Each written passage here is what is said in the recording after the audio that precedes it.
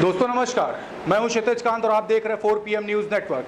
आपको बता दूं, लगातार समाजवादी पार्टी में सियासत बहुत तेज हो रही, गर्मा गर्मी बहुत तेज है। एक तरफ आप देख रहे हैं सपा सुप्रीमो अखिलेश यादव ने ट्विटर के माध्यम से लेटर जारी करके चाचा शिवपाल को स्वतंत्र कर दिया, अपने डिसीजन लेने के लिए स्वतंत्र है। दूसरी तरफ ओपी राजभर से भी तलाक तलाक तलाक हो चुका है। इसके बाद आप लगातार देख रहे हैं ओपी राजभर तीखे प्रहार कर रहे हैं। इसी सब मुद्दों पे हम बात करने के लिए आज हम चर्चा में रहने वाले विधायक रायबरेली से 177 विधानसभा के जो विधायक हैं श्याम सुंदर भारती जी, इनके पास में आए हैं। इनसे जानेंगे जो पूरा जो वाक्य जो लगातार जो चल रहा है, जो पॉलिटिकल जो फेरबदल लगातार हो रही है, इस पे इनका क्या कुछ कहना है। सबसे पहले तो आपका स्वागत है हमारे चैनल पे। जी, हम ये जानना चाहते हैं, आप देख रहे हैं लगातार सुभाषपा और सपा में लगातार इस समय काफ़ी विवाद बढ़ गया है। कुछ दिन पहले तक के कोई विवाद नहीं था। 3 महीने लगातार सरकार, अभी 3 महीने लगातार दोनों गठबंधन में रहते हैं। अभी ओपी राजभर एकदम खिलाफत कर रहे हैं।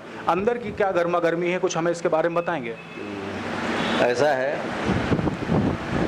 हिंदी में एक कहावत है कि नाच न जाने आंगन टेढ़ा। ओम प्रकाश राजभर जी के मन में जो कुछ चल रहा है, अभी देख रहे हैं उनको सरकार की तरफ से उच्च क्लास की वाई सिक्योरिटी दे दी गई है। और चुनाव से पहले यही ओम प्रकाश राजभर भारतीय जनता पार्टी को अनाप शनाप कह रहे हैं। अब क्या चल रहा है क्या नहीं चल रहा है ये तो मैं नहीं जानता हूँ, लेकिन जो समाजवादी पार्टी के ऊपर हमारे राष्ट्रीय अध्यक्ष अखिलेश यादव जी के ऊपर आरोप लगा रहे हैं वो बिल्कुल निराधार गलत है। अच्छा, लगातार ओपी राजभर ये भी कह रहे थे कि एसी से बाहर नहीं है विवाद। जहां से स्टार्ट हुआ, आजमगढ़ चुनाव होता है, आजमगढ़ चुनाव के दौरान कहा जाता है सपा सुप्रीमो का पूरा वो गढ़ था, वहां पर अखिलेश यादव स्वयं नहीं गए। ये आरोप लगाए जा रहे हैं ओपी राजभर की तरफ। ऐसा है कि 2017 से 2022 तक हम लोग समाजवादी पार्टी के कार्यकर्ता के रूप में काम कर रहे थे। रातों दिन मेहनत करके, परिश्रम करके राष्ट्रीय अध्यक्ष अखिलेश यादव जी ने पूरे उत्तर प्रदेश में दौड़ा करके, रोड दौड़ा करके, मेहनत करके जो ये काम किया है। समाजवादी पार्टी को 2017 से के चुनाव से ये 2022 के चुनाव में ये सोच थी, ये लक्ष्य था कि हम सरकार बनाएंगे, लेकिन कुछ कारणों से ये भारतीय जनता पार्टी के ने जो अलोकतांत्रिक तरीके से चुनाव लड़ा है, उन्होंने बेजा हथियारों का इस्तेमाल करके साम दाम दंड भेद करके सत्ता बना लिया है। इसको पूरे उत्तर प्रदेश में देखा है कि ऐसे से बाहर निकलते हैं कि नहीं निकलते हैं। अच्छा, एक बात और गल्लू, ओपी राजभर की ही बात सामने आ रही थी कि जिस समय जब समाजवादी पार्टी इस गठबंधन अपना तोड़ा तो उसके बाद कहा हम पिछड़े और दलितों की आवाज़ आगे उठाएंगे, मायावती यानी बसपा को ज्वाइन कर लेंगे। आप 1996 में बसपा के टिकट पे ही चुनाव लड़े थे और विधायक भी बने थे। अभी आप समाजवादी पार्टी से टिकट पे विधायक हैं। क्या कारण आप मानते हैं कि उसको ज्वाइन करने, क्या इस पे सफल होंगे, क्या टिप्पणी इस पे करेंगे आप? ऐसा है कि ओम प्रकाश राजभर जैसे अवसरवादी हैं कि जैसे 2022 के चुनाव में राष्ट्रीय अध्यक्ष अखिलेश यादव जी ने उन्हें मौका दिया, अवसर का इस्तेमाल करके अपने विधायक बना लिए। अब हमारा तो मानना ये है कि ऐसे अवसरवादी को बहुजन समाज पार्टी ही नहीं, किसी पार्टी को साथ में नहीं लेना चाहिए। अच्छा, एक बात और करें, अभी जब कुछ समय पहले तक लगातार मेरी ओम प्रकाश राजभर से बात होती, तमाम इंटरव्यूज़ में उनसे जब पूछा गया कि क्या अंदरूनी कोई विवाद है चाचा शिवपाल में और अखिलेश यादव में, क्या कोई विवाद है, तो इस पे हमेशा वो मना करते रहे। अभी देखने को मिल रहा है कि चाचा शिवपाल को स्वतंत्र कर दिया है पार्टी से। तो ये क्या विवाद पहले से ही लगातार चले, क्योंकि आप विधायक भी रहे हैं, लगातार आपकी बात भी हो रही होगी और उसी पार्टी समाजवादी पार्टी से के टिकट से ही वो विधायक भी थे, तो अंदरूनी क्या विवाद थे, इस पर क्या कहेंगे आप? अब उनके परिवार का राष्ट्रीय अध्यक्ष अखिलेश यादव जी और चाचा शिवपाल जी के बीच का वो पारिवारिक विवाद है, क्या नहीं क्या है, उसकी गहराई में मैं नहीं जाना चाहता। लेकिन हमारे राष्ट्रीय अध्यक्ष अखिलेश यादव जी जो कर रहे हैं वो ठीक ही कर रहे हैं, मेरी समझ से ठीक ही। अच्छा, फ्यूचर में क्या मानते हैं कि चाचा शिवपाल को जैसे चुनाव के दौरान पार्टी में बुला लिया था, क्या आने वाले भविष्य में क्या मानते हैं चाचा शिवपाल दोबारा आएंगे या अब आपस में टूटी टूटा हो चुकी है? भविष्य के बारे में कुछ कह नहीं सकता, इसलिए कि भविष्य किसी ने देखा नहीं। भविष्य में क्या होता है ये मैं उसके बारे में कुछ नहीं कर सकता। क्या कोई टिप्पणी नहीं करना चाहते? जी नहीं। अच्छा, एक बात और कर ले, थोड़ा सा इससे थोड़ा सा हटते हैं। भारतीय जनता पार्टी के लगातार आप देख रहे हैं कि कार्यकाल लगातार चल रहा है, अपनी उपलब्धियां भी गिना रही है। 100 दिन बीत जाते हैं सरकार के, जिसमें बात करती है 10,000 नौकरियां देगी, ग्राउंड लेवल पे तमाम सारे कार्य करने की बात करती है। आपकी विधानसभा में सरकार द्वारा क्या कार्य हुए? क्योंकि आप देख रहे हैं डबल इंजन की सरकार है, काफ़ी सारे कार्य के दावे कर रही है। एक उदाहरण मैं बताता हूँ कि चले जाइए गोविंदपुर, वहाँ पॉलीटेक्निक का भवन जो है आदरणीय अखिलेश यादव जी के कार्यकाल में बन चुका था और आज भी वो चालू नहीं हुआ, वहाँ शिक्षण कार्य शुरू नहीं हुआ। और अभी मैं विनायकपुर के लोगों से मिला था, ये जो गोरक्षा वाला कार्यक्रम है ये मुख्यमंत्री योगी आदित्यनाथ जी का ड्रीम प्रोजेक्ट है, लेकिन हालात ये है कि विनायकपुर में ये अप्रैल में ये गौशाला बन गया है, लेकिन उसका संचालन अभी तक नहीं हुआ।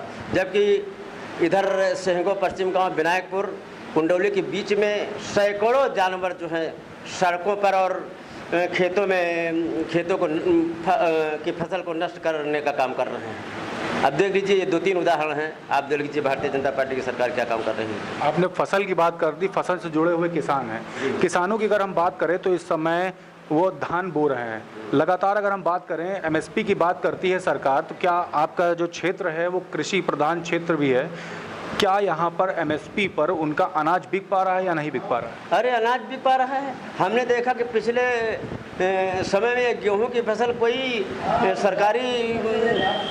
सरकार से बेचने ही नहीं गया। ज़्यादातर किसान जो है प्राइवेट में अपना जो है गेहूं बेचे हैं। ऐसी कोई व्यवस्था भारतीय जनता पार्टी की सरकार की है, तो हम क्या जाने कि क्या सुविधा दे रही है सरकार।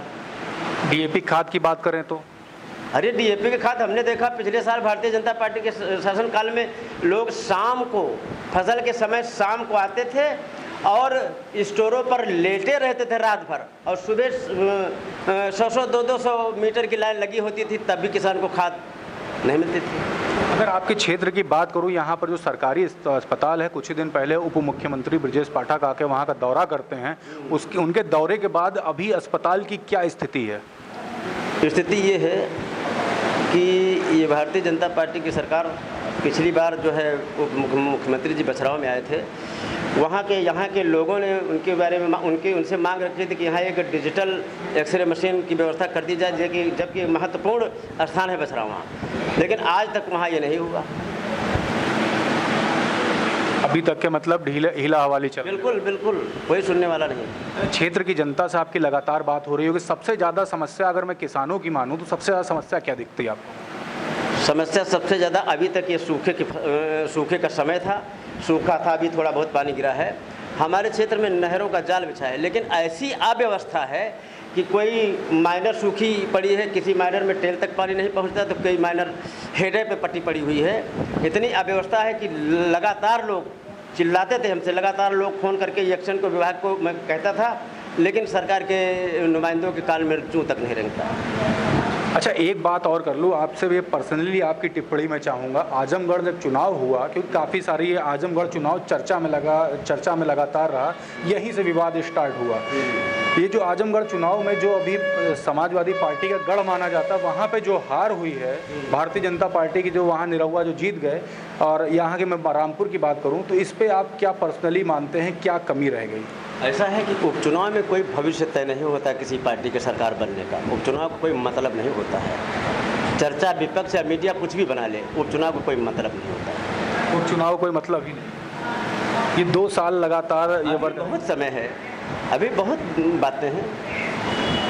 अच्छा, एक बात और कर लूँ, अभी कुछ ही समय पहले की मैं बात करूँ तो विधानसभा का घेराव, विधानसभा के पास में गांधी प्रतिमा पे जाते समय कांग्रेस के जो कार्यकर्ता हैं उनकी झड़प हो जाती पुलिस से, और आप देख रहे हैं लगातार किस तरीके से ईडी की छापेमारी, चाहे किसी दफ्तर की बात कर लें या बात कर लें कि ये जो अभी सोनिया गांधी को ईडी के लिए बातचीत के लिए बुलाया गया, तो इस तरीके की जो प्रणाली है, इस पर आपकी क्या टिप्पणी?